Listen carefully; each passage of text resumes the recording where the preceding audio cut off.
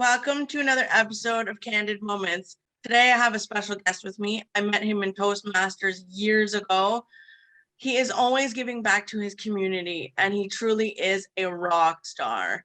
But now he is also the host of the Sudbury Five basketball team. Please help me welcome to the microphone, Kristofer Cacciotti. Hi, Chris. Hi, Candice. Thanks for having me. How are you doing today? I'm wonderful, thanks. How are you? Very good. Very good. Thank you. Good. We got a couple minutes late, but we're good. So tell me what you are grateful for today before I ask you about basketball. Well, lots to be grateful for. Lots to be grateful for every day. Today, specifically, the sun is shining. It's a little bit warmer. We're getting a little bit closer to spring. Yes. I had a great session at the gym this morning. I'm always grateful to start my morning with a hard workout. And Leslie and Zoe are happy and healthy. I'm happy and healthy. And life is good. Life is busy, and always have an opportunity to, just do good in the world. So grateful for my life all around. Beautiful. I love it. My turn. I'm grateful for coffee, my hair straightener, and I know all my neighbors, my friends, everybody who talks to me knows that it's one day closer to spring. Yes, the sun is shining and I love it. I'm grateful for my health, my vision, my brain, and I get to be in front of a crowd today. I get the opportunity to touch, move, educate, and inspire students at Cambrian College, well, at Barry Down College. And I'm so pumped. And I'm grateful for this interview. Cool. You're talking to Cambrian today? Yeah, I'm so pumped. So I need to be there at 11. And this video needs a little bit of time to record. So yeah, I'm ready. It's such a positive day. I love it. Nice. So can you tell me, like I did a little bit of reading last night about the Sudbury Five. Somebody told me that these aren't local people. Are they Canadian? Tell me all about them. Well, we have a couple of Canadian players. We have one of our players, George Surres. He's actually a Sudbury boy, but we have players from all over the place. We have players that have played all throughout the U.S. We have players that have played all throughout, the world in various different leagues, but we are definitely not just, we have to have a certain percentage as the Canadian Basketball League of Canada. We have to have a certain percentage of Canadian players, but we can have players from anywhere. That's awesome. When did the team formally found? That's not the word I'm looking for. When did they create this team? Team was created, I believe 2018. Okay. So 2018, 2019 was the first season. And then we made the playoffs. We had a little bit of a run. And then our second season, we were absolutely on fire. We were setting scoring records. We were predicted to make a deep run. And then COVID hit and basketball went bye-bye. But the team this year is looking really strong. Right now, we're dealing with some minor injury stuff and some COVID stuff, but we're hoping that for the home swing on the 17th, 18th, and 20th, that we'll be back and we'll be full force and strong. Nice. This month? Yep. 17th, Awesome. 18th, 20th are 3 home games. And you just had a home game on Saturday? Yes. Today is the 9th, so on the 5th, 6th, something like that on Saturday anyways. And who won? We did. Nice. For sure. 2 home games this year, 2 dubs. We won pretty handedly against Lansing. So yeah, and that was the first game back since the vaccine passport requirements were lifted. Yeah. So there were a lot more people there, and it was big. It was lots of energy for sure. Is it the same owner as the Sudbury Wolves? Is it Dario Zulich? Yep, Dario owns both teams. Cool. So tell me about how you got into this opportunity. Well, it's been years in the making. My first year, I had season tickets on the court, right next to the players' bench. And just the way that I was and the energy that I had there, I kind of felt like Drake or like Nav Bhatia, the Raptors super fan. So I just naturally started, I became because I was literally next to the players' bench. I started becoming friends with the players. I'm good friends with the team trainer, Kim Bruce. So, there was that connection there. And then in the second season, Kim was one game. I was in my seats and she was shorthanded behind the bench. The training team was shorthanded. So she asked me if I could jump in and help. So I went in, I was helping, heat packs, towels, water bottles, Skittles for some players, shout out Dex. And then so Kim asked me to be on the training squad with her. So now I was behind the bench every game. And like I said earlier, COVID hit and the season ended, unfortunately. And then about a month or two before this season started, Paul Hamilton, who is the producer of the entire show that you see on the court and on TV, he asked me if I wanted to be the in-game host. So I, after chatting with Leslie about it, I accepted it and having a lot of fun with it. Still lots of room for improvement, Okay. but we're off to a good start. And from what I've heard, what I've been told, and what I've heard from other members of the team and the executive is that people are liking what they're seeing and hearing. So we'll keep giving them more of the same. Oh, that's fantastic. That sounds so much fun. And I saw one of your videos on YouTube. I don't know who the gentleman was in the video, but he was telling you, come on, Chris, give it more. And you were in the stands, you were practicing being in front of the crowd. That's Coach Coach Elliot Etherington. He put me through the in-game host training camp. And that was a lot of fun shooting with him and Noah. It sounds like a perfect kind of. Yeah, it is. It's a lot of fun. It's a lot of fun for sure. That's great. So tell me about the season. How long does basketball run? Tell me about their training. I think our last game was on the 28th. I think our last game is on the 28th of April. I think end of April, the regular season will end, and then the playoffs will start.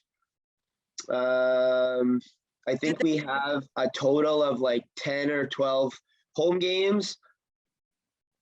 10 or 12 home games. Okay, so do you have to travel a lot with the team? I don't travel with the team. I'm only the in-game host for the Sudbury games. If other teams have in-game hosts, they are going to be providing them for their own team in their own arena. That gives you the opportunity to stay home with the family. Yeah, I wouldn't be able to travel with the team. So doing it only locally allows me to be a part of the team for sure. Oh, that's great. Ever fun. This sounds like a perfect fit for you. Very much is, yeah. Tell me more about sports. I know that you like the like is it a marathon runner? I know you do lots of, what are those called? I see you online all the time. Spartans. The Spartans Spartan. obstacle course racing. Yes. I Spartan racing is one of my, I wouldn't say great passions, but it's something that I am very fond of, and I very much thoroughly enjoy to do. And it's because it is very much at the intersection of what I enjoy and what I'm good at. Like I'm really good at running fast and far, and I'm really good at hopping and running and jumping over things and swinging and doing all this crazy stuff. So it can really put me in my element. Yeah. Driving hard, being competitive. Everyone out there wants to be their best, and I just like being put in an environment where I like being in a competitive environment. I have a very competitive spirit, and I like when that is forced to come out, and when I can use that competitive spirit to really excel. That's great. I'm going to ask you about passion, but before that, when you said swinging, were you a swinging little monkey as a child? Oh yeah. Yeah, that's awesome. When I was a kid, I had what's called leg Perthes disease, and it's a deficiency. It's a bone deficiency, and it actually, so the hip joint is a ball like this, and my ball disintegrated. So it was I just had this hip part here, and so I had to wear these like Forrest Gump style looking braces that strapped in my hips and had a bar in between my legs to keep my hips immobilized while the bone actually grew back. So I was in these braces for like 5 years, and in those 5 years I had to learn how to do a whole bunch of different things in an eighth with my legs looking like this. So I learned how to ride a bike, I learned how to skate, and I segued into this by talking about swinging around and being a monkey.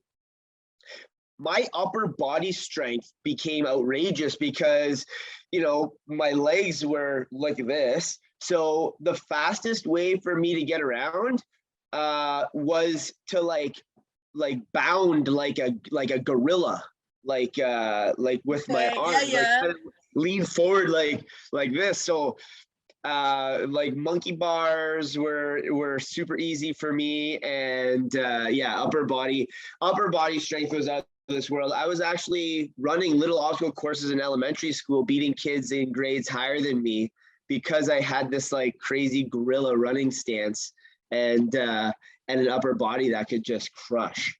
That is awesome. So did you require surgery? You said the bone in your hip grew back. Yeah. So I didn't require surgery, and I thank my parents often for this. Probably not as much as I should, but the braces were like a new alternative treatment at the time for leg Perthes disease. So the standard treatment for this was to actually like break the hip, place the hip, and pin the hip while the bone grew back. So there was no need for the braces for 5 years, but there was all this manipulation of the body that my parents were told that would have caused more, potentially caused more long-term issues like arthritis and other things of this nature. So my parents decided that Chris is a tough kid, and he will be a tough kid, and he'll learn to adapt, and he'll learn how to deal with everything that came with it, because there was a lot that came with it, and like bullying and like a whole bunch of stuff. But But I'm very happy they did, because that, that was the first real challenge I had to face, and at such a young age. I feel like that built a little bit of that was the first kind of block in the foundation that I have built my whole life on. I mean, I had to learn how to do things differently. I had to persevere through bullying. I had to, stay inside when other kids were outside on track and field day and at the Big Nickel. So, as poopy as it was at the time, I really feel like it helped me build a foundation of resilience and grit that I've carried through my whole life and all of the challenges that I've had to face. Good stuff. And P.S. side note, thank you for watching your language, because this is a family show. Hey, so you said that these obstacle courses are so fun for you because you are so competitive, but it's not your passion. So if there was one, like, let's say all your bills were paid, you didn't have any worries, and you could do one thing every day for the rest of your life that brought you so much darn joy, what would that be? What's that thing? Do you know? I haven't thought about that in a long time. And if I didn't have to pay any bills, you know what? And I don't do it enough, but if I, honestly, this is a really outside answer. If financial constraints weren't an issue, I think I would pursue professional disc golf. Disc golf. Yeah. Cool. And it's weird. It's weird to think about that. And thank you for making me think about this, because Good. I was really, really very much into, like, when I only started playing disc golf a couple of years ago. And I went really hard in the paint, playing like a lot, especially at the beginning of COVID. I was laid off. I played almost every day, got very good. But then, I took on, when we got back to work, and then I took on I'm a content coordinator with a magazine called South End Living, and I saw that. And now with the Sudbury Five, and I'm on the Robinson Playground Association committee. So it's the thing that I would do if I didn't have anything else that I had to do, yet I've dropped it in lieu of other things. So I might have to circle back on that and start doing that again more, because it really does truly provide me a lot of joy. Beautiful. Can you tell me about that sport? I'm not too familiar. Yeah, for sure. So disc golf is like regular ball golf, but instead of a club and a ball trying to get it into a hole, we're throwing discs and we're aiming at a basket that has, so it's like a circular basket, probably about like maybe 2 feet in diameter, with a pole in the middle and then a band at the top. And then they have chains hanging in the, like from the top band, attached to the middle pole. So the chains catch the discs when you throw them at them.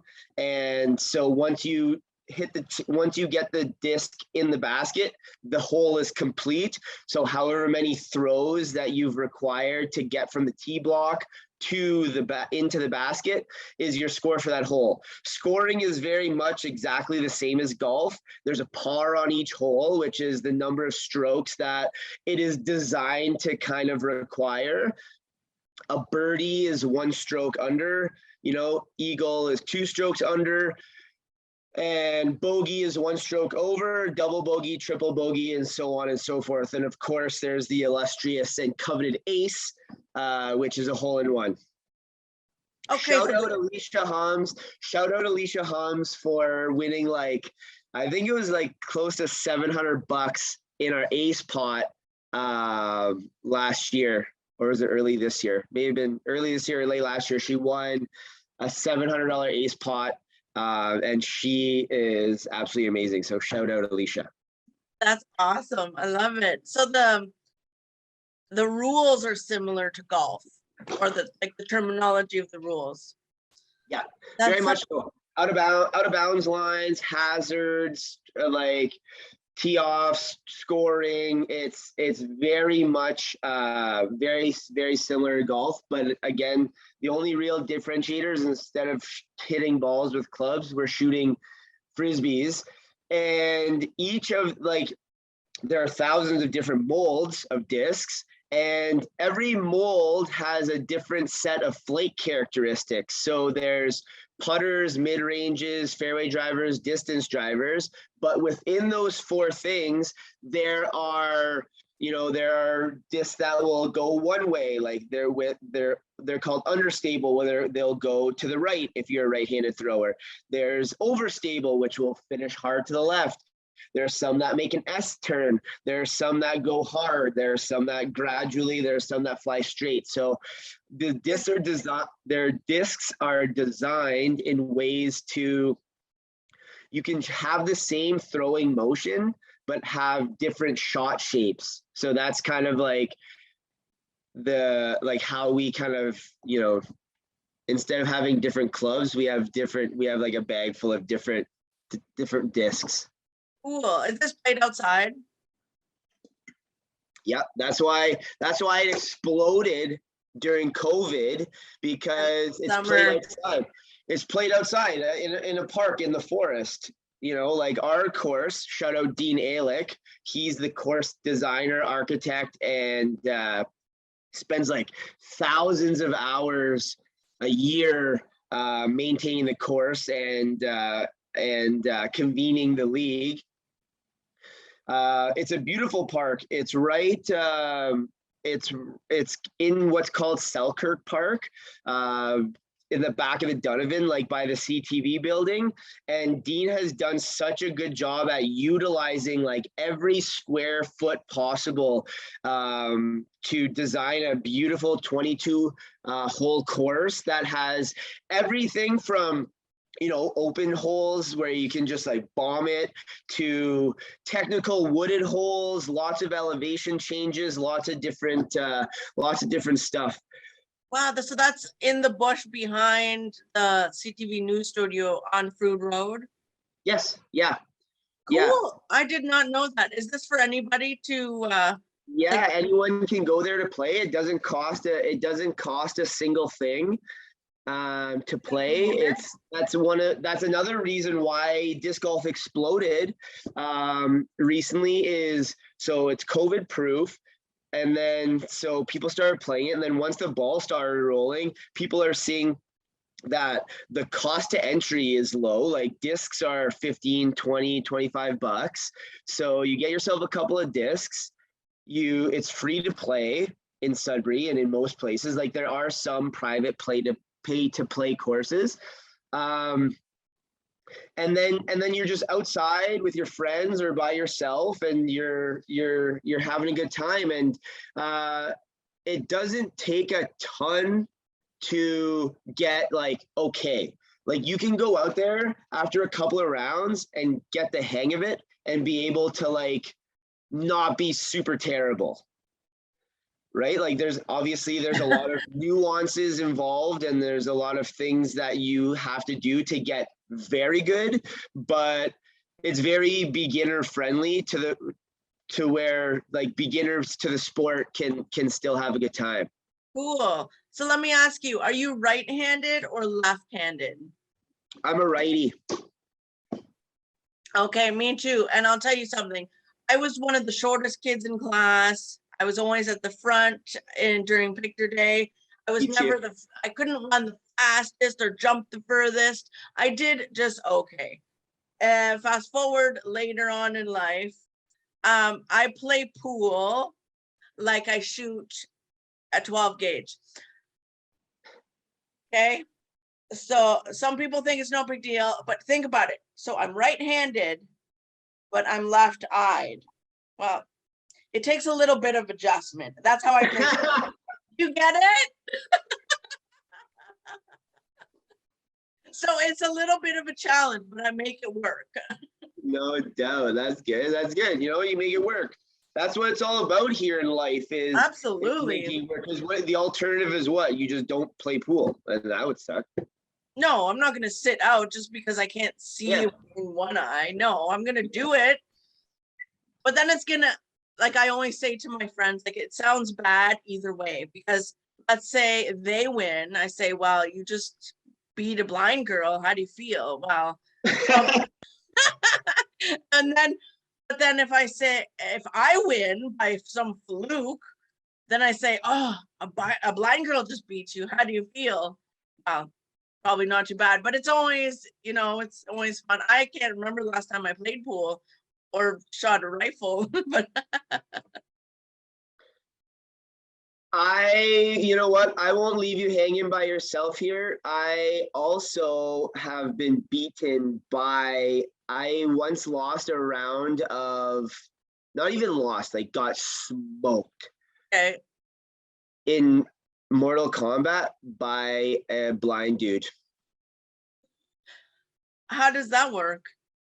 Isn't that a video game? Yeah, Mortal Kombat as a video game, but this dude was nuts. Like he knew all of the special moves. He knew How did he know to go through the course? Just by listening? Mortal Kombat is a 1v1 fighting game. Oh, sorry. Yeah. Okay. Yeah. So he was just like, it wasn't even close. It wasn't even close. Like I didn't stand a chance. Like I couldn't even move. He would jump and like do like a special move and like pull me in with his like little claw thing and smash me up and jump and up. Like it was. Was he someone who was visually impaired or completely blind? No, he was completely blind. Yeah, he couldn't see a thing. How does that work? How did he do that? It definitely was very apparent that he logs serious hours in this game. Oh my gosh. See how anybody, like we've proven humans can adapt and get through anything. It is absurd. It's just glorious because it gives us hope, right? For sure. Wow. I'm not very good at playing video games. Not really my thing either. Yeah, me neither. To be completely honest, but I do enjoy watching people play video games for some reason. I enjoy watching people play video games much more than I enjoy playing them. I'd rather do it than watch. I'm not much of a spectator. I'm a kinesthetic learner. I'm hands-on. I need to do. That's how I learn. Right. So Sudbury Five, the next home games are this month, the 18th, 19th, 20th, and then 17th, 18th, 20th. Sorry, 17th, 18th, 20th. Okay. Because I am going to promote this, so that's why I take notes. Oh yeah. You can correct me in my promotion because sometimes I make mistakes. Well, we gotta make sure no one misses that 17th game. Right. Yeah. Yeah. True that. Where are they playing in April? Do you know? Where are they playing? Yeah. I'm not sure what their road schedule is like, but the March. Our next road game is against the Kitchener-Waterloo Titans. I know that. Nice. Our next. I should know this because I literally read it at the end of the game last game, but I know I think the game on the 18th, one of these upcoming home games is against the London Lightning for sure. But I'm not sure what the other two are. So do they play you didn't say all of the players are Canadian. Do they play outside of Canada? Oh yeah. Like many of them will, after like the NBLC season is done, will go play abroad. Like we have one of our players from the last couple of seasons played in, we've had players that have played for the Five play in China, play in Chile, play in the US, play in like Europe. So like this is professional, it's professional basketball. So once their contracts are done in Sudbury, in the NBLC, like the National Basketball League Canada, they can go play in any other league all over the world. Okay, but just not when they're on this team. Like this is just a local team. Yes, so the Sudbury Five is part of the National Basketball League of Canada. Okay. And so the Five play all of the other NBLC teams in our league. We'll have a playoff, we'll have a final, and then that league will be complete. And then once that league is complete, then the players can go sign contracts and play in other leagues. Interesting. For other teams. Have you ever played basketball? Was that something that interested you? Yep, I played for the St. Francis Flames in grade 7 and 8, A team, and I played in grade 9 actually for St. Ben's. Nice. Also, as the shortest person in their class every single year. But my job on the team was, I've always been like an energy guy, a hype guy, a person to get under the skin of the best players on the opposing team and get their cages all rattled. My family and we grew up in, like, the house we grew up in was right next to the school I went to, and there was a basketball court there. And we used to play there often when one of the neighborhood boys was not there. And it was fun. And then a girlfriend of mine, she had a basketball hoop in her driveway, and we would always play. And I was young, short, and like a feisty little one. And I would always check her to get the ball. And she would say, okay, like, we need to have some rules here because you're really aggressive. Like, this is, it was fun though. You and I share a very similar playing style. Yeah, you're a feisty player too. See, I'm not like that now because I have to be really careful and like conscious of like safety. Yeah. But Yeah, I still am like that. I actually, I was actually asked to, I was actually kicked off of an intramural rec dodgeball team for being too competitive. oh no, something's going on here. Can you hear me, Chris? I can hear you. Okay, something with the audio. I don't know what happened. All good. Try closing. No, I'm not. Okay, yeah, it's all good. All good. Yep. Do you want to? You're still doing work with the YMCA, marketing and all that? Fundraising. Yep.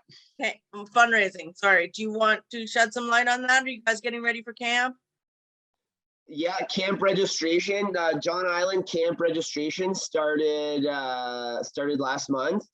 Summer camp registration is starting next week, so that's super exciting.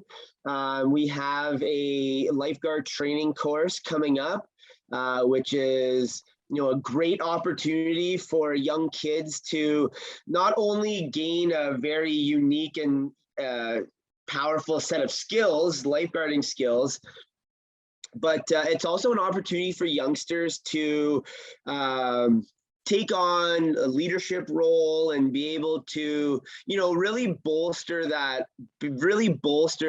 not only their personal and professional development at such a young age, but also to be able to kind of give them a leg up on their peers when it comes to that very critical job place kind of competition at such a young age. Like when you have 13, 14, 15, 16-year-olds, right, when they're entering their first jobs, it's tough because there's not a lot of experience there, right? That can translate even 17, 18 when you're getting your first jobs. But a way to get a leg up is to that's why this lifeguarding thing is great. It gives you leadership skills. It gives you, it gives you lots of responsibility. And even that will give youngsters a little bit of an edge against their peers who don't have that, because it shows that you've put in the work. It shows that you've been dedicated to something. It shows that you're putting in extra effort to better yourself. So I'm interested in the Don Island camp. I would love to send my nephew there.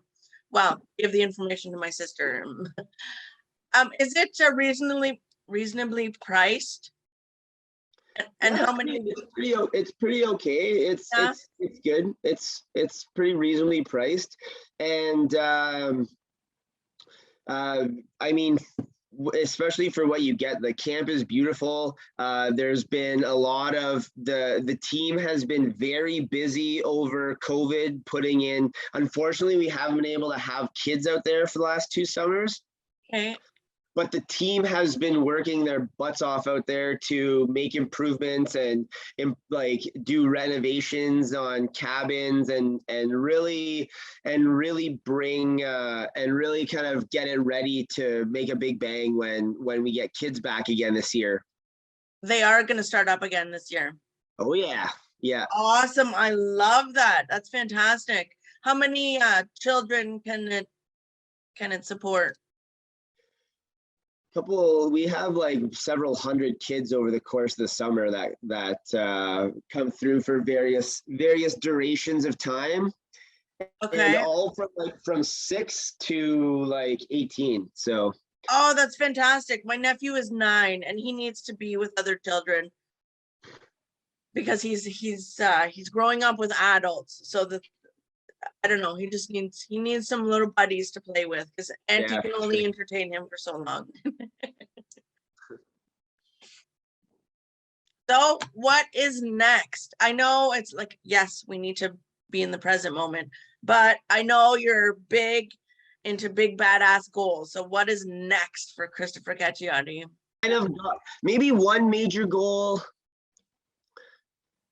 is to figure out a system whereby I can streamline and simplify my life, put some systems in place to streamline some things, because I alluded to it a little earlier, but I have a lot of things happening right now.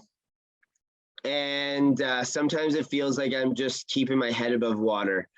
So I got to find ways to become more efficient and maybe build some systems into place that can allow me to continue doing all of the things that I do, but feel, feel more in control and feel like more chill about it. Because right now there seems to be a lot of chaos. Okay, who cannot relate to that? Yeah. Right? And yeah. Good stuff. Are you excited for the summer? Very, very excited. I used to really love winter when I used to snowboard a lot, but now that I don't snowboard a lot, I have my love for the winter has significantly decreased. So I'm always happy to see the snow disappear and bring in, scrap the coats, shed layers, more daylight, more sunlight, more smiling, more campfires, more laughing. I feel like I definitely run a lot more not in the winter. So yeah, I definitely hit my stride in the spring, that's for sure. Oh, me too. I'm so pumped. I'm glad you're finding your way and creating your balance, Chris. This is great, and maybe I'll make it out to a Sudbury Five game one day. Maybe. You totally should. They're a lot of fun. Lots and lots of fun. Madness and chaos is what we're going for. That's where chaos is a good thing.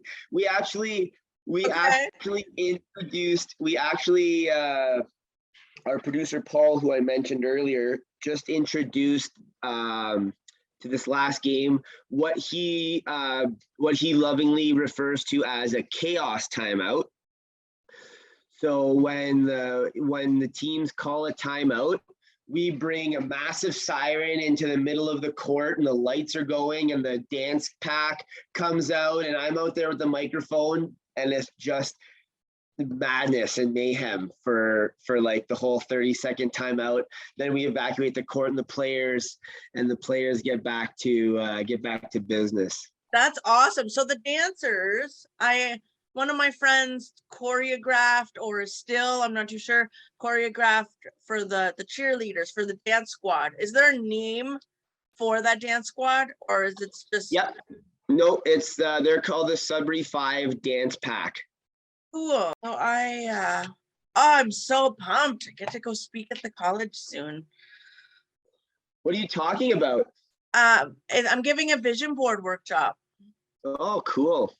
So my vision board is over there by the door, folded in this big cardboard thing, because my vision board I looked at it this year, and it's too cluttered. I have a process. I'm working with my coach, so there's a good flow to the workshop.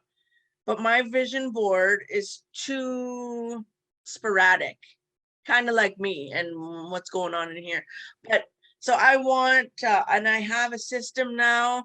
I don't know if everything's going to fit, but I'm going to put it into quadrants, into my goals, like health and fitness, business. Well, I know that should be first, but it's like the last one.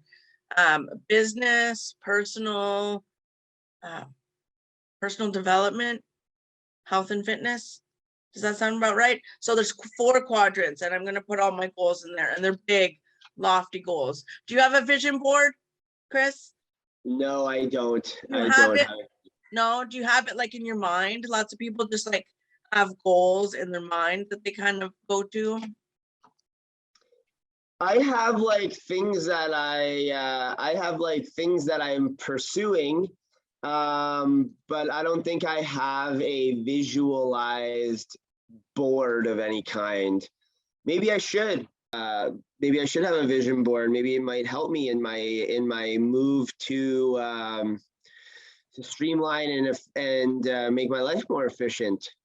Maybe it's a good goal setting tool, and that's okay. Not everybody has a vision board. Maybe like 1 out of 12 people I talk to have one.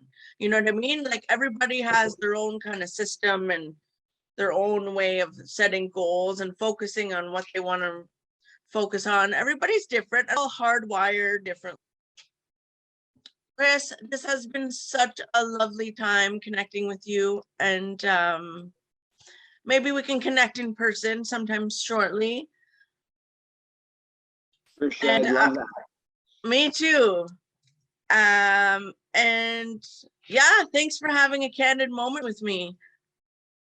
Well, thank you for having me. I appreciate the opportunity to come on here, and it's always a pleasure chatting with you, Candice. Thank you. Chris Cacciotti, everybody.